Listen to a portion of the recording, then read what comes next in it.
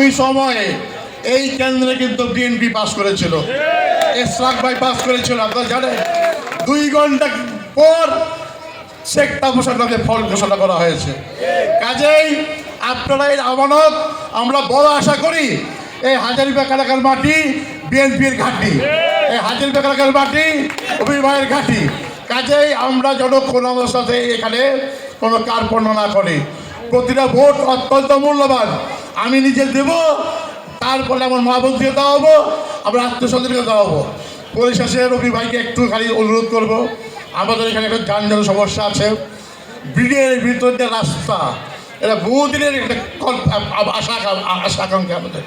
আমরা চাইব যদি আপনি নির্বাচিত হন, বিএনপি ইনশাআল্লাহ ক্ষমতা আসবে, দোয়া করি আল্লাহর পাকের দরবারে আপনারা এই কাজটা অন্তত করে দিন, তাহলে আমাদের এই যানজট মুক্ত এলাকা আমরা বসবাস করতে পারবো। পরিশেষে